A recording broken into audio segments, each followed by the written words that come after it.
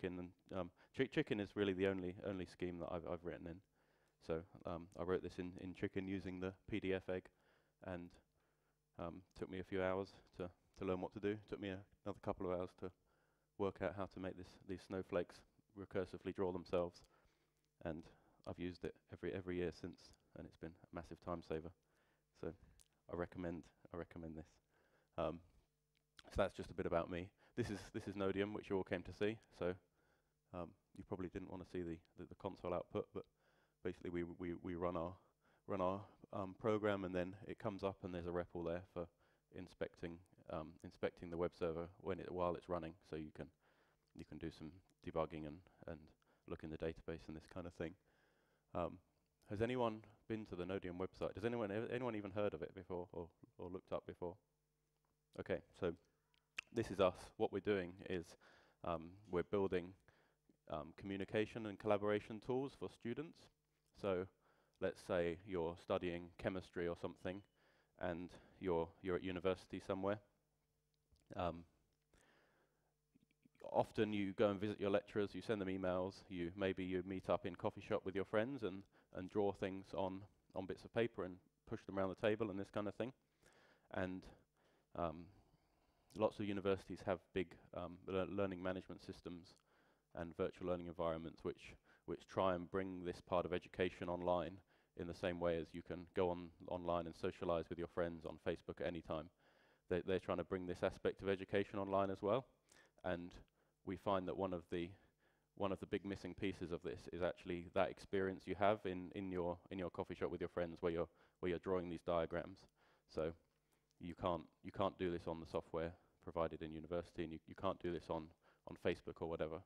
We were finding a lot of chemistry students, for example, were writing in Facebook groups with their peers, and they were going to bits of paper to draw their questions, and then taking pictures with their phone and uploading it to the Facebook group and trying to attach it somehow and then reference it from the comments, and this kind of workflow wasn't really working for them. So we're trying to bring kind of much stronger collaboration tools onto the web where you can just point and click at this kind of stuff. So that's what we're building, and it's all entirely in Scheme, apart from a couple of minor things which I shall highlight as we go along. So this is our site, and we have institutions in the UK signed up. So at the moment, it's just in the UK. We're going to move out into other countries, hopefully quite soon. So you can press this button and to log in via your institution, and you get this screen, which is part of a identity federation, and you can type in your university here, and then it redirects you to your university, where if you went to Cambridge University, you'd see this page on their website. You log in with your university credentials, and then you come back to Nodium as a member of that institution. And so that's one of the little bits of integration between Scheme and other pieces of software and other web interfaces that I'll talk about that we did. And this is the Nodium main screen that you see. So we've got the usual features you expect. So you can search. You've got user profile stuff. You can change your name and this kind of thing. We have this navigation bar, which again, more details presently. And then we have these groups called hubs, which are basically where the discussions happen. They're like chat rooms or whatever you might be, or groups or whatever you might be familiar with. And users can come along, create their hubs, invite their friends, and use the tools in there. And then this sidebar pops out when you put your mouse on there, and you can see these are the hubs that you've subscribed to. So this is a picture of an actual hub. You've got the details and the name and the description and this kind of thing, and the list of members as you would expect. And then these topic blocks, which are where the posts happen, and you can compose your post, and then you can include things like LaTeX notation, which gets rendered into the maths that you might want to talk about. And this is the second post, which is in reply to it. So pretty usual stuff, but with maybe a couple of extra features that make it much more applicable to discussing things that aren't just text-based. Um, so you can also include maybe a chemical diagram. I don't even know if that's a real thing. Apparently it's a cool phosphate. I'm not a chemist, I've no idea, I'm afraid, but you can put him in, and this is the editor that you use to put him in. So he's, you know, standard HTML5 WYSIWYG editor with bold and underline and all the things you'd expect. And then we have the chemistry editor in there as well, where you can click on these benzene rings and join up these carbon molecules and these hydrogen molecules. And the editor is actually a piece of software from a company called ChemDoodle, which chemists, they tend to use this already during their studies, and it knows about chemistry. So when you put a benzene ring in there, it knows how to draw it, and then if you put a hydrogen atom on it, it knows which links to take off and which links to add, so that you always end up with a chemical that's not entirely crazy, right? So that's quite powerful for them. And then we have this ability to import random documents. So we can link to your Dropbox, and then once you've downloaded the file into Nodium, they show up in this list, and you can view the file in the browser. And then you can say, well, maybe I'm a music student, maybe this stave I'm having a bit of trouble with. You can select it with your mouse. You press this button, and then it chops it out of the PDF, and then you can paste it into your post as well. So I didn't have an example of that particular stave here. They've put in a snippet from a document about log structured merge trees, and then they can discuss it in there, ask questions, this kind of thing. Here's some people have put in some slides from a presentation they're working on. And so that's a quick overview of the product. That's kind of the output of what we do. And now what I'm going to talk about is actually how we do some of this stuff in Chicken Scheme, and the kind of the challenges we had. If anything's not clear, just ask questions at any time. If I'm talking rubbish, then clarify stuff, because there's no point in me standing here and you guys not enjoying yourselves, right? So Chicken Scheme is a R5 RS scheme, so it's reasonably modern. There's some other schemes which are on the 6th version of the standard, and the 7th version of the standard is being standardized currently, and that should be what most of the 6 and 5 versions are going to converge towards, we hope. But currently it's a version 5, so you get basically a very simple Lisp with lambdas and car and CUDA and some first-class continuations, first-class tail calls, and then the rest is built as packages. So I think Chicken Scheme's been going since around 2000, 2001. So it's quite mature. It compiles down to C. So some of the advantages of that are that we have a very strong foreign function interface. And you say this to people, and they say, well, so what? Foreign functions, what's that all about? What it means is that because it compiles down into C, we can use any C libraries that you have on your system, right? So most libraries are written in C. So OpenSSL, we can bind to this API, and then we can use that in our web server. And we have a web server written entirely in Chicken. We bind the OpenSSL egg into there, and then it can do HTTPS without any more kind of development effort. So there's loads of stuff that you can pull in. So Cairo for graphics, SDL for writing games. All these things you can pull in. You can make a binding, and then you can write your application in Chicken. And this makes it really kind of really powerful, general purpose, really quick to actually deploy for real programs. And also one of the best aspects of Chicken is the community. When I was getting started, I just potted along to IRC, didn't really know what I was doing. They helped me out, they fix bugs, they get everything sorted, so I'd definitely recommend. They're very friendly, some of them are here. Has anyone used Chicken? So some people. Has anyone used other schemes or other Lisps? Excellent, so we've got a bit of a mix of people. What does it say here? I see. So what you know why we chose chicken as our scheme, but why would you choose to write this kind of thing in scheme, right? You've got things like Ruby on Rails, Django, C Sharp, all these kind of things which have strong web frameworks and web tooling, right? So I guess the philosophy is kind of very different. There's much more of a toolkit rather than a framework approach. And personally, I find the frameworks very difficult to work with. I prefer a kind of a toolkit of libraries that I can build up from rather than a framework that I kind of build down from and within the constraints of. So we did some prototypes in Nodium when we were looking for funding and when we were trying out stuff with users. We had one written in C Sharp and we had one written in Python on Django, and they worked really well for the prototypes. We got lots of stuff written really fast, got lots of stuff in front of users really quickly. And then we found that when we actually came to turn it into a product that we could roll out to many universities and many users, that we kind of hit abstraction limitations, shall we say. So it was really hard to take the bits that we'd use in the prototype and then refactor them into more general tools that could be used on, like maybe snipping PDFs as well as snipping images and these kind of things. And we found with Scheme, if you build it up from lower level things, then you get a bit more flexibility with how you compose the stuff. And Scheme itself is a very composable language, and that's helped us a lot in kind of a lot of actually stuff I'll talk about towards the end when we're finding software engineers and getting them up to speed. Because two of the main things people say is, Scheme doesn't have any web frameworks. Are you going to write your own? Are you crazy?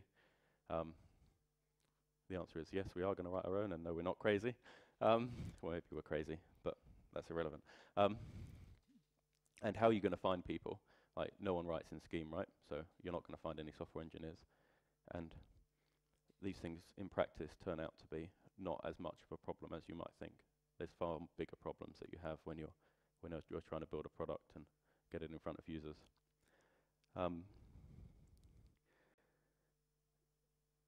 So yeah, the question of, well, there's no web frameworks in Scheme. It's kind of true, but it's also kind of irrelevant. Chicken has a very strong web server, so it's web server built in Scheme in Chicken called Spiffy. You can run this up, and it'll immediately start serving files off the current directory, and you can add in hooks and handlers to start doing more dynamic pages straight away.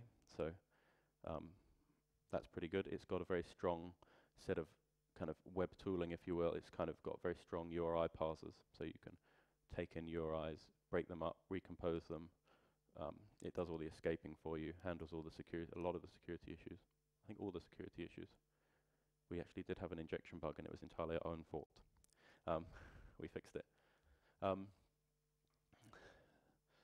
And it's got strong HTML. So it's got this core of strong HTML tools and HTTP tools around which are built actually the web server and a web HTTP client. So when we're querying other web services, we can use the inbuilt client for this. And it's got a really strong SXML tool chain. So SXML is just a Lisp representation of XML hierarchies. So you can express HTML pages and these kinds of things in S expressions directly. So it actually turns out that even though there's no explicit stuff there's a lot of tools that are more general that are quite applicable, and there's a lot of implicit things in the structure of the language, like having a hierarchical structure that fits well with HTML, rather than in other languages where you're basically packing strings together in order to build up responses, or you're kind of building up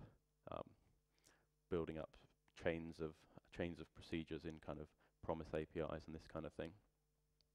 So yeah, it turns out that it's actually quite a good language to do these kinds of things in. Some of the other useful parts of the language are things like the syntactic abstraction. So macros, everyone says, these are great things. It turns out in Scheme that in Lisp, I think macros are quite strong. In schemey languages, I think people tend to prefer to use procedure where possible, because it's first class, so you can pass it into higher order functions, and it's generally a bit more composable. So macros tend to take a backseat. They tend to be kind of this big headline thing. Everyone says, come to Lisp because come to Scheme, come to Lisp because we have macros, and you get there and no one uses them. And then occasionally you see one, and those times when you see one, that's really important because there's a lot of powerful things going under there. And I'll show you some stuff later where we've used this macro, and it's really hard to do a demo because it's just like, yeah, this is 2 lines. It's really cool, isn't it? And you go, yeah, so. But those tools have to be built somehow, and sometimes you have to resort to these things. But another part of the syntactic abstraction story is actually quasi-quoting and quoting of data structures. So the kind of what they call homoiconic, where data is a certain structure and code is a certain structure, and these structures are the same. So if you've got a tree of S expressions, you can say it's code or you can say it's data. And one of the ways you flip between these modes is with the quoting operators. And it means instead of calling all these procedures which build up your strings, or calling all these procedures which build up like lots of closures and kind of fairly opaque structures once they're built, you can just say, right, I want some data now, and here's my XML tree. And then during the process where you're typing your tree in, you can say, actually, I want to unquote now, and I want to put in a little bit of program which maybe builds up a list of these hubs that I'm a member of, or something like this. So that's a really strong abstraction mechanism.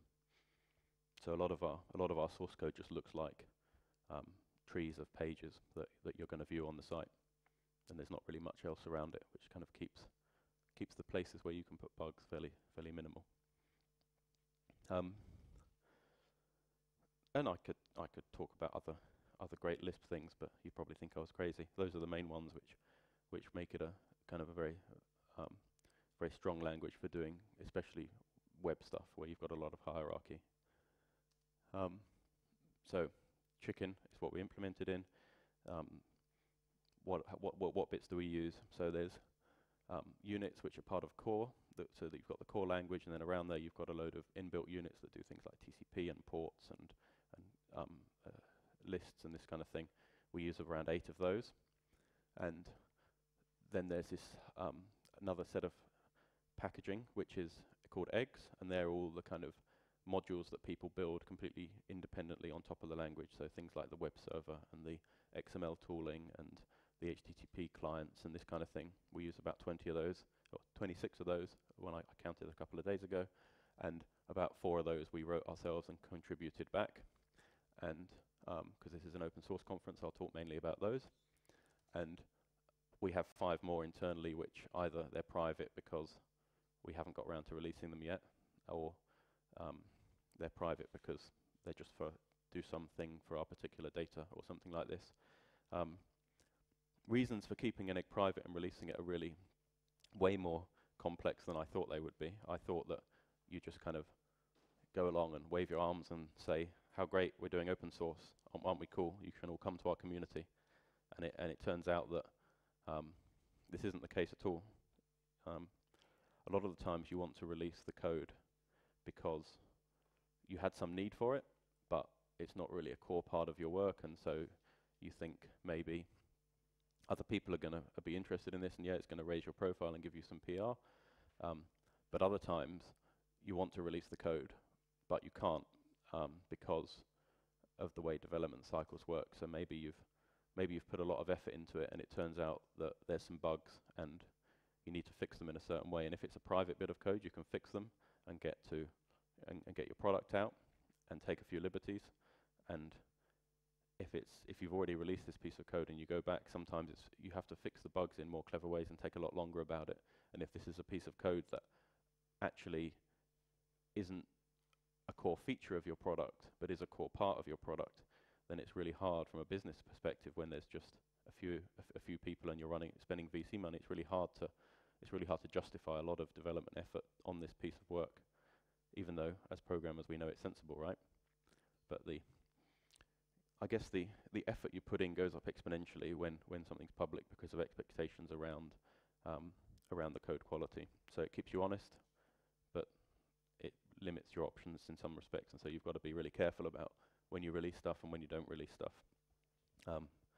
And so there's a few in these five eggs that we're going to try and get out one day soon, I hope. And then we have these kind of private modules as well, which are just modules are like the shared library system. Usually we just have one that does like our particular brand of how we do HTTP sessions and this kind of HTML sessions and this kind of thing. So these are some of the eggs we use. Spiffy is the web server we use, which is probably one of the most important parts because we're a web application. And SQL Delight is an egg which binds to the C API of SQLite, which is a little database engine that we use internally for some things. SSAX and SXML transforms, these are the SXML tooling and XML tooling for Lispy languages. And the SAX project is actually I think it's independent of Lisp, and people port it into their implementation. Yeah, so Chicken have an import of this, and we use it for generating our pages, which I'll go into presently. And Spiffy, again, it's this web server written in Scheme. It talks on TCP ports. It talks HTTP to clients, and then on the back end, you've got stuff, right? You can fetch files off disk, or you can fetch results from procedures and return them. But for some of our stuff, we have to talk to external CGI programs. So a lot of the way we integrate with the login system is via external CGIs. And so we wrote the fast CGI implementation for Spiffy to do this. Then I mentioned before the OpenSSL egg. This just allows us to import, again, a big blob of C code into Scheme and into our web server and get HTTPS working. And then this thing called SSQL, which is, has anyone heard of this? This is like SXML. It's a Scheme representation of another language. It's a Scheme and S expression representation of SQL statements, and it allows you to, Lisp people will stand up and they'll say, "These great, we've got these S expressions." There must be some advantages other than you get to type more parens, right? And one of the advantages is that you can, because they have more hierarchy, that they kind of try to reflect the hierarchy of the SQL query, so you can compose them. You can say, I've got this SQL query. Maybe it's a select from a table and then a join onto two tables, and then maybe a where clause.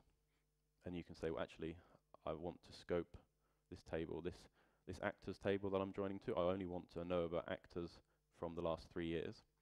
So you've got this where clause that says actors greater than or equal to 2010 or something. And because SSQL knows about the structure of this SQL statement, when you compose it, it can grovel down the joins and find every place where you use this table, even if you aliased it with the as clause or something, and it can can make sure the where clause gets applied consistently on this table. So that's quite a strong thing to be able to do. Peter here has an excellent blog series on these different essentially domain-specific languages like SXML and SSQL, and there's another one which we don't use called SCSS, which is an S-expression representation of CSS, and he does a really good treatment on the trade-offs and why they're good and why they're bad, and it turns out that SXML is probably amongst the strongest. It reflects really well the underlying XML because it's essentially the same structure, and it has similar kind of nomenclature and stuff. The SSQL one kind of works. It turns out that a lot of the serialization formats of SQL statements vary between engines, and there's a lot of problems with actually getting it to work in a really elegant way. So the kind of the top of the API looks like it works really well, and the bottom of the API is really, really hard to implement. But it's kind of on the tipping point, and it generally comes out to be a win. And then the SCSS we looked at, and we're already using Ruby's SAS implementation for all our CSS compilation. So that's one of the areas where we don't use Chicken. We actually, as part of our build process, use Compass to build our CSS assets. And we looked at the Scheme language, and we couldn't see any clear benefit of changing from one to the other. Maybe if we were implementing from scratch, then the trade-offs would be different. I'm not sure, but again, it's probably slightly tipped over the balance of actually being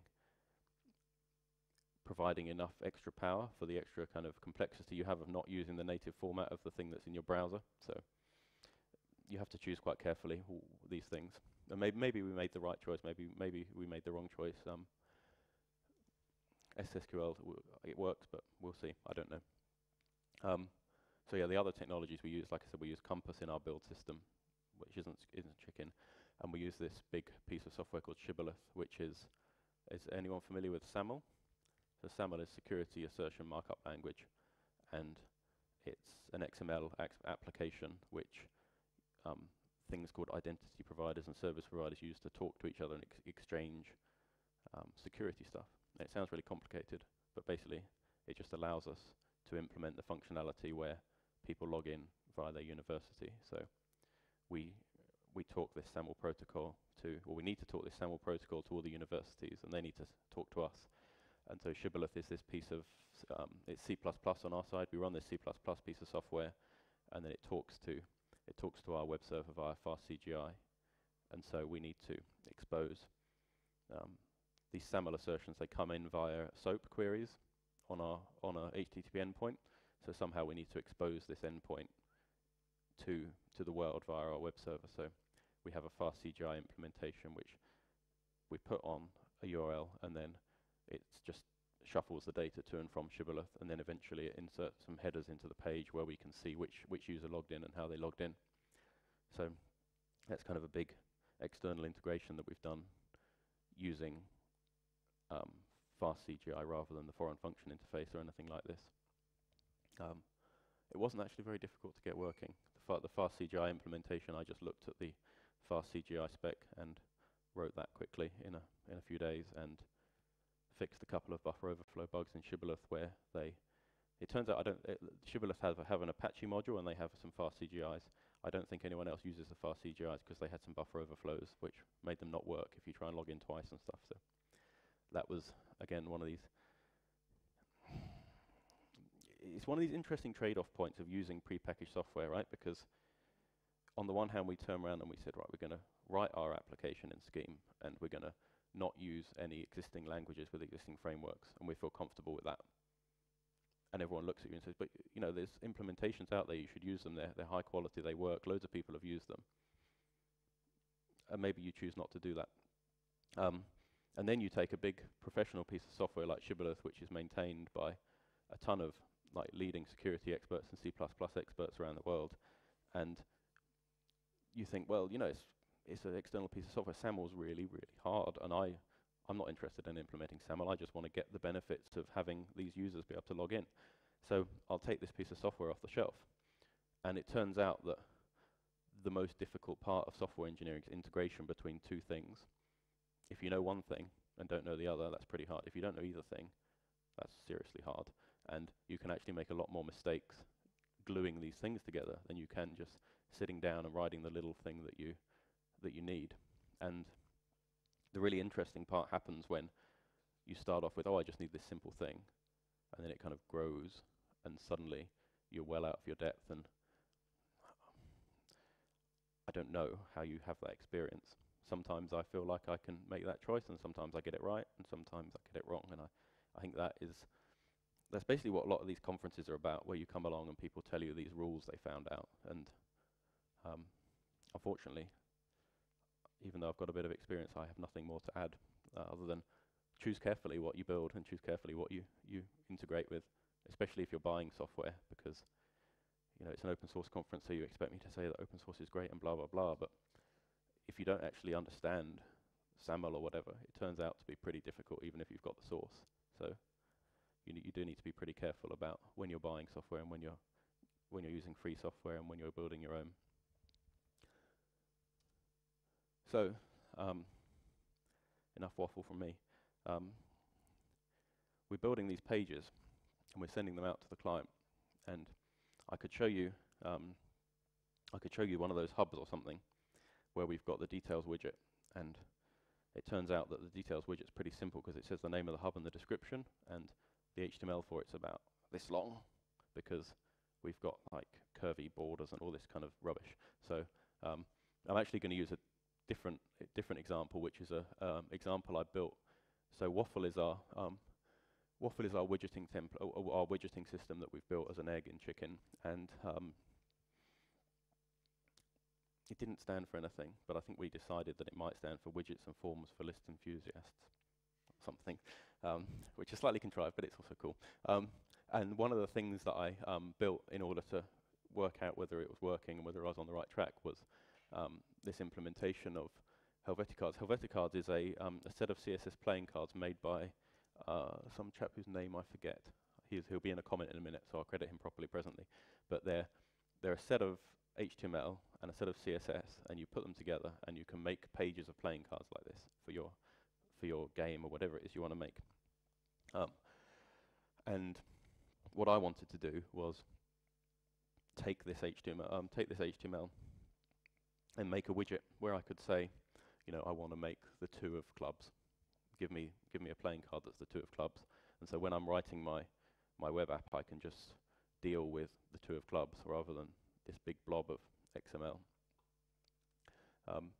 So the things that the cards have on them, they have the number, and in the 2 corners, and they have this little glyph of the suit.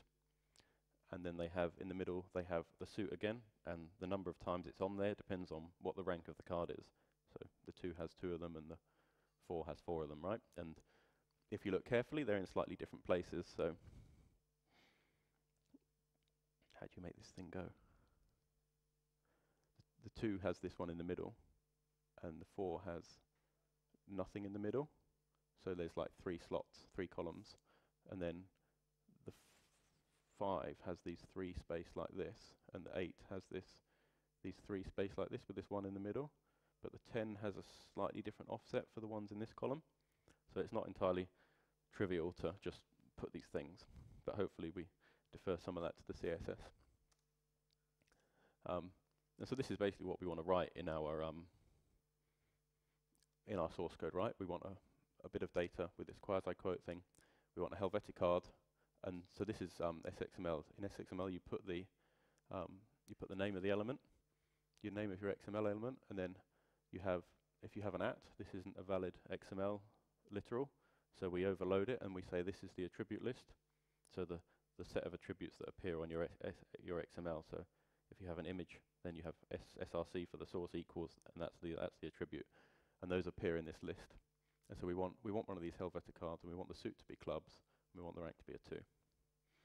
And I've used a symbol here for 2. I could have put a number, but for the purpose of the example, so it makes it clearer how some of the other stuff falls out, I'll use a symbol. So, oh yes, Zach. I still can't pronounce his name. This guy, he actually wrote the underlying HTML and CSS for this, and I just wrapped it in this widget so that you can get any card you want from the deck. First, in our widget definition, we specify what are the attributes. So we want to say what the suit is and the default, and what the rank is and the default, and then maybe this name thing, which I'll come back to in a minute when I talk about the forms aspect. So those are the things that we're going to allow to appear in the attribute list.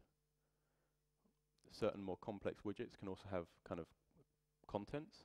So inside there you can put more XML. So if it's a post, like on the Nodium demo side, you have a post. The post has an author, which maybe is an attribute, and then the post has some content, which maybe is its own XML tree of paragraphs and divs and these kinds of things.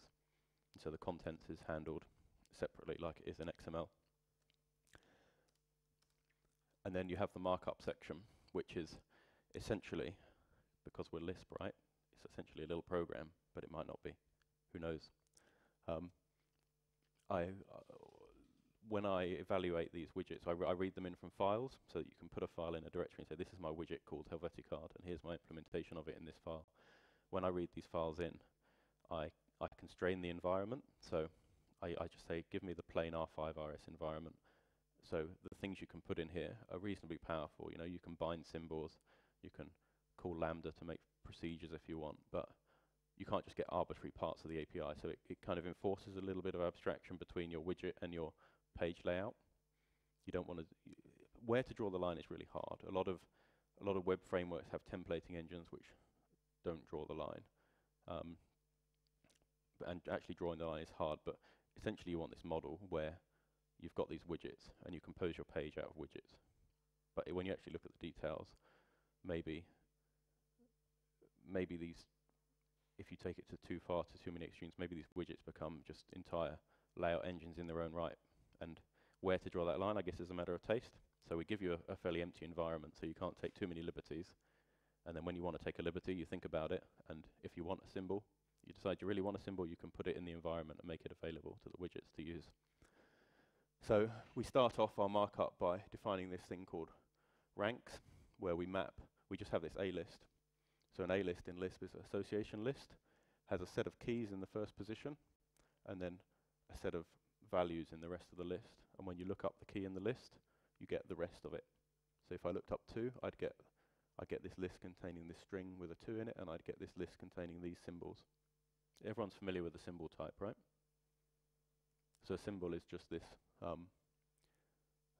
it looks like this little bit of string you can put in your source code, but it compiles down to just like this little reference thing. And so this top center here compares equal to this top center here, and it does it in an efficient way and allows you to kind of have symbolism in what you call that name. Am I being clear? Yeah, cool. So when you look up rank 2 as passing from the attribute, you get this number, and then you get the list of places where you're going to put the glyphs. And we define it for all the cards. And so for the jack, this is part of the why I chose symbols here, is because of typeness. For the jack, we want this J. So we always return this thing as a string. And then we just want kind of the J glyph in the middle. So here it is, if you couldn't see it before. We just have this A list of ranks, which is each rank in turn and what the card looks like. And then we have the suits. We have the similar A list for the suits. So the clubs is this HTML entity, which looks like a little clubby thing. And this ampersand again is SXML for HTML character entities. When you serialize them, they turn into the correct HTML thing. And then we have this thing which looks up the glyphs. This is a particularly filthy implementation of A-list ref because, like I said, you only get the bare environment, and so A-list ref's in the bare environment, isn't it? No, in Chicken it's in this extra unit. You have to import it. So I didn't have it by default, and it just pulls out the rank. It pulls out this list using this, and then if it didn't exist, so if this returns false, we execute this part of the OR, which is this underscore and then middle center. So if you ask for a rank like 13 or 11T or something, it'll just give you this underscore in the middle of the card. And then the actual glyph itself, we look in the suits and get this guy out in a similar way. And if you put in like the 11T of Rolos, then you'll get a question mark with an underscore, right? And then the actual number we want to put on the card. So that's the number as you know it, like 10. And again, if you put in the wrong number, you'll get an exclamation mark in the number position. So you'll get a card with like an exclamation mark. Let me wind back a bit. You'll get an exclamation mark here, an underscore here, and then an underscore there in the middle.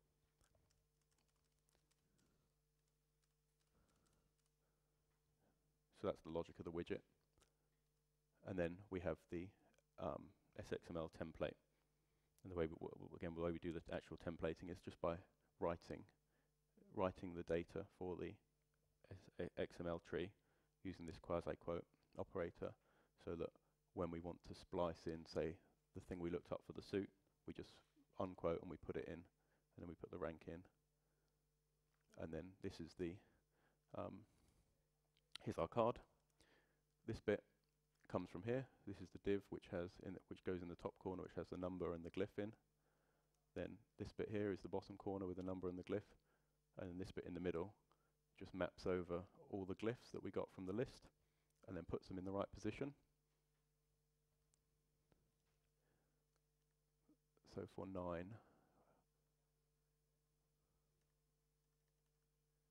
where's 9? 9, it's like top left, top right, middle, left.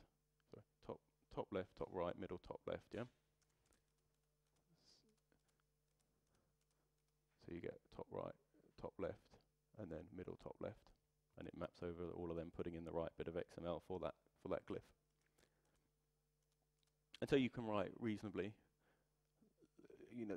this appears to be a fairly simple thing, right? But it turns out to be a much more complex example than just the details box on the Nodium page, because it's got all these kind of different properties about where you put things, and there's an elegant way of working out how to actually construct this XML up. And then you can just say, I want the tour clubs, and it'll build that XML and pop it into your document for you. So there you go, there's one of those cards, there's tour clubs. What about the rest of those guys?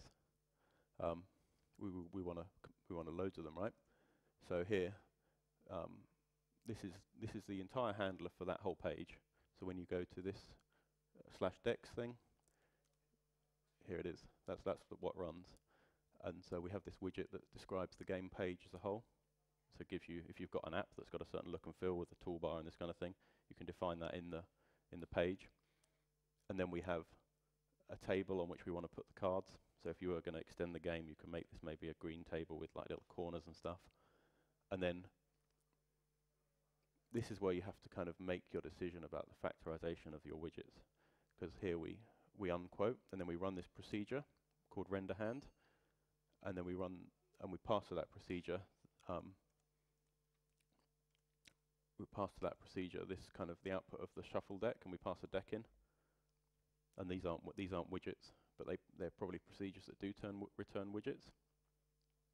Is everyone following? Am I making sense? So here's the render hand. It just maps over the whole hand that you pass in, which is this shuffled deck, and builds a playing card for each of them. And then you get your page of playing cards. And this one just does a random, every time you refresh the page, you get a random deck. It shuffles the deck, gives you, and then puts all 52 cards out on the table. So that's the widgets part. And then we have this forms part. So say you've got this address widget, right? You said my widget is two text boxes, one where I put the guy's name and one where I put some address. I want to ship him this deck of cards I made or whatever. And then you want to reuse this widget down here for the invoice address as well. What you want to do is your widget needs to output this input, right, with this name, and then this input here with this name, and it needs to be distinct from this one and this one, right? But you need to, you want to use the same actual widget for it. You don't want to have like an address widget and a invoice widget. So actually in Waffle itself we have support for nesting these widgets inside each other and dealing with the forms. So if you're building a complex web app where you've got an invoice and then there's a couple of addresses and then there's a load of invoice lines with each one with a invoice line widget and all these kind of contrived examples you see in database magazines, you can just compose the widgets and then the names will fall down. So here's the markup for that page. We put the heading in for the shipping details, then we put this HTML form in, then we put the invoice details, and we put the HTML form in again. And in the attributes we have this special thing called name. We say the name of this widget is ship to, and the name of this widget is invoice to.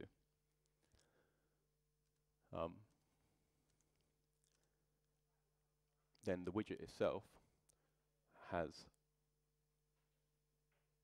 the label, which prints the text, and then it has the actual input box. And the input box, the name is called to, and the name of this one is called address. So the widget itself doesn't, it just defines the names in the, it's kind of like scope. These names are what the widget calls them. And then when you put the widget in the page, at the time the page renders, it'll find, at the time the page renders this, it'll render this guy, then it'll render this guy, and this guy will expand to 2 input boxes, and it'll know that the widget it's rendering is called HTML4, is called ship2, and so it'll look in the output of that part of it'll stop the rendering stage there, it'll go through the generated markup, and it'll find things which it knows to be HTML forms. They're defined in the spec as things like button and label and input and this kind of thing, and it'll find things which it knows to be waffle widgets, and it'll propagate the name down to them. So if you can nest these things arbitrarily deep, and you can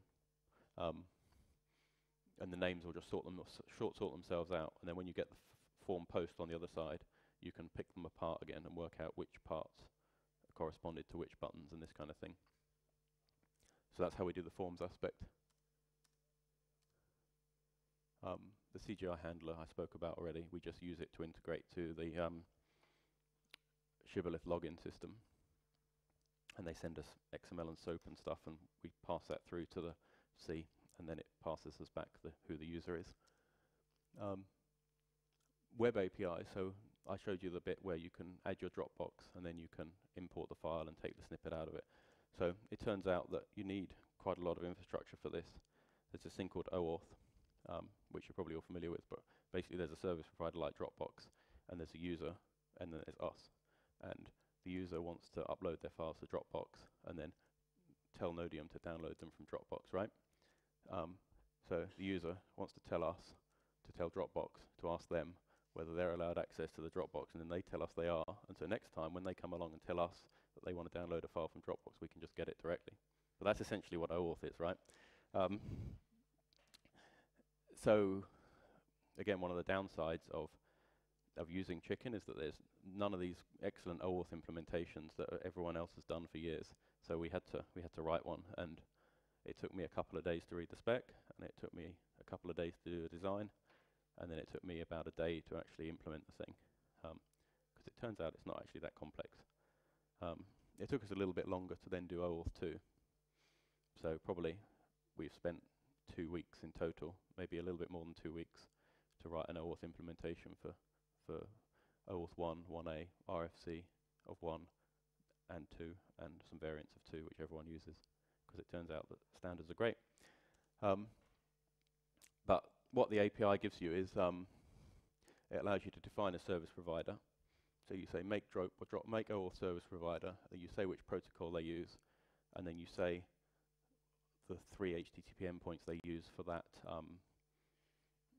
crazy little shenanigans with the circle and the arrows. And so you just declare all these, and if you've got an egg that's got a binding to Dropbox, then they'll probably provide this bit for you. And then you define your app, which is where you take the service provider definition and you poke in your what's called the client credential, which is, as Nodium, that's our secret for talking to Dropbox with the client, not the user.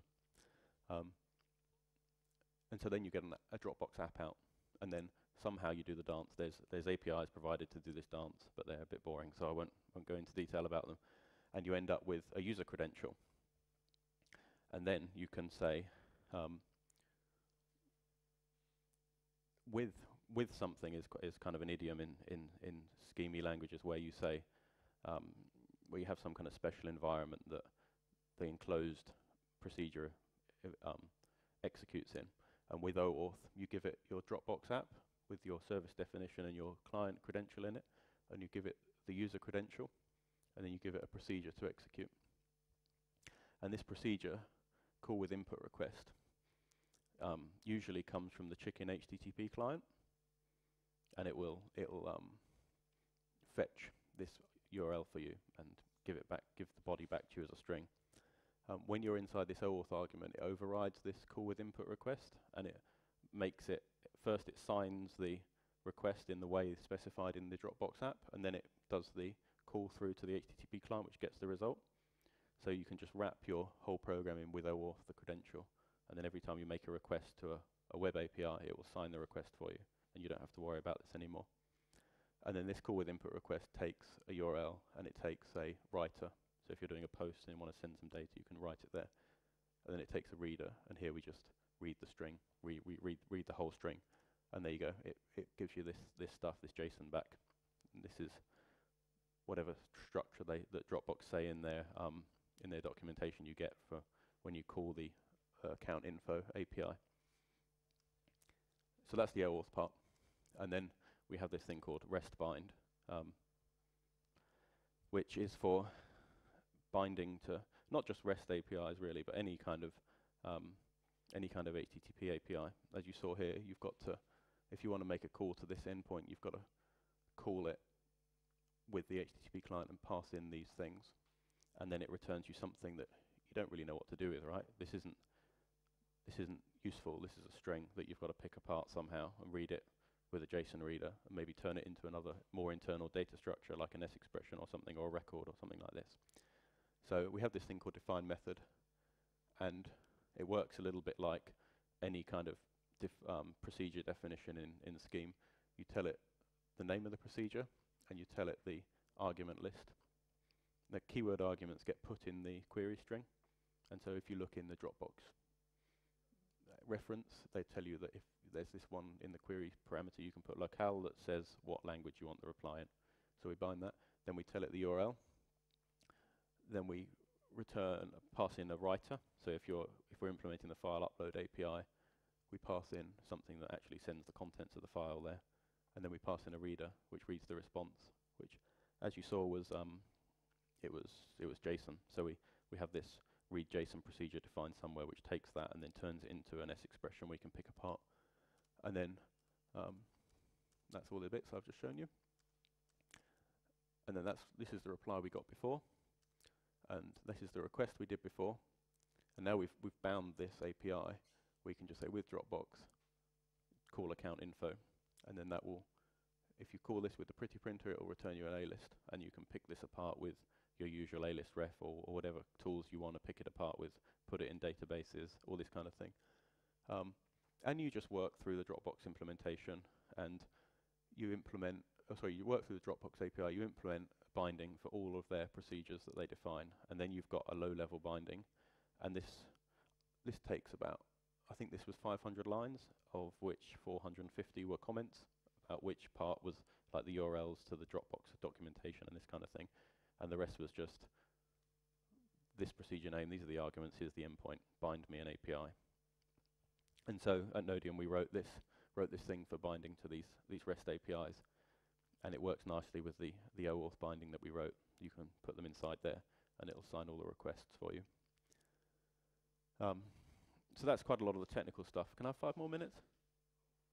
Yeah. That's a lot of the kind of the technical stuff that we did at Nodium to make our web app, make it work, make our lives easy, make it easy to build. And there's still the questions of what about all this soft stuff? You know, where do you find these developers? How do you get them to come and work for you? And when they come and work for you, they've probably not written Scheme before, right? And it turns out that training isn't too hard. I have this theory, I'm still working on it, I have this theory that Lisp actually, in Scheme-like languages, actually get harder to learn the more computer science you've done. But a few people I've employed they've been really clever, they've been doing science degrees or whatever, but they've not done much programming before. And I take them in the meeting room on their first day and I say, I've got one here. Here's an S expression. The first position is the operator, so plus or minus or whatever you want to do. The next positions are the arguments you want to do it on. And then when it runs, imagine that these parens are replaced by whatever it evaluates to. And you wind them up, you send them off, and they can get pretty far with this, especially if you've got a code base already. You tell them that much, they go away, they can start reading code, and they come back with intelligent questions. They don't come back with, oh, how do I check it out from Git? And stuff like this. They actually come back with, well, you see this if statement, how come the branches don't evaluate themselves? And this kind of stuff. Then you have to explain macros.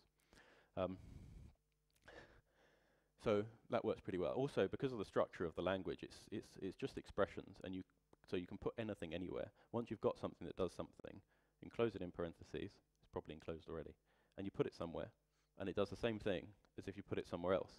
So once you've got a fairly big code base, you can get people started pretty quickly, and they can generally read it, given the rules you've given them, and they can read the code, and then they can say, well, I want this bit, and I'll put it over here, and I understand the structure enough that I can edit it. And so copy and paste programming actually works.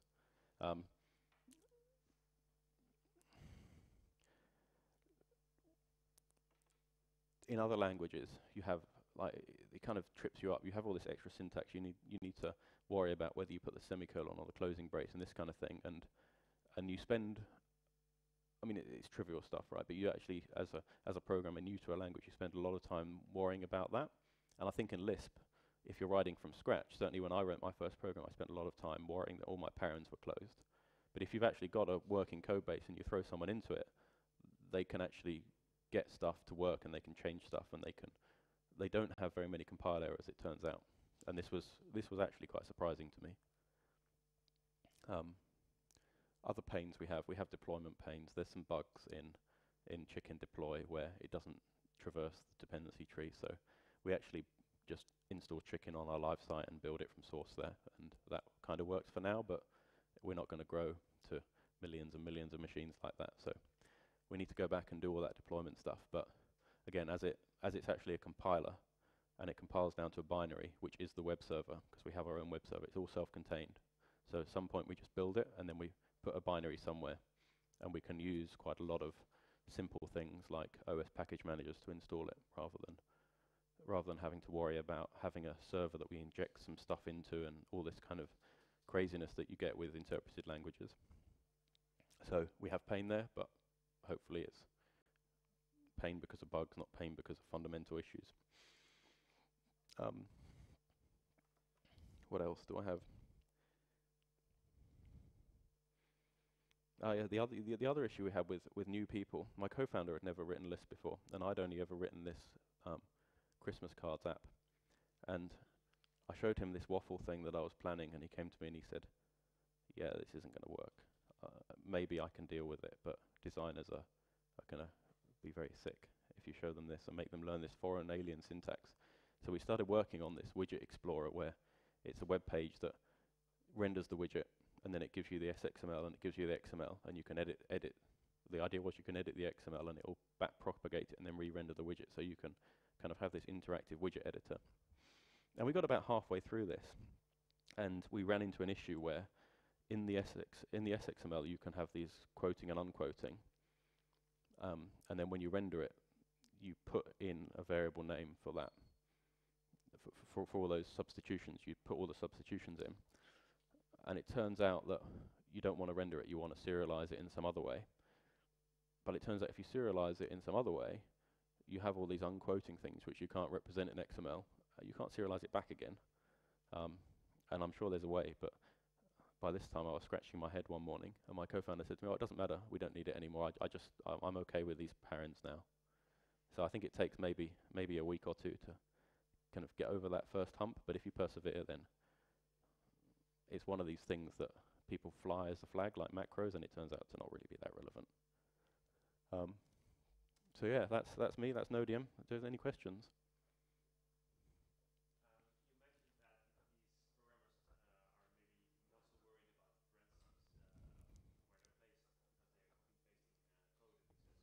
Yeah. So I use Vim, and it doesn't have power edit. A lot of other people are who work for us using Sublime Text, and that does have power edit, and it has lots of juicy bugs. It somehow manages to generate unbalanced parentheses sometimes. But yeah, they use some power edit, but probably not the Emacs one you're used to. They scratch their head. Maybe they're cleverer than I am, because they don't scratch their head as long as I did when I was writing my Christmas card app. Anyone else? Any comments? Any suggestions? Thank you.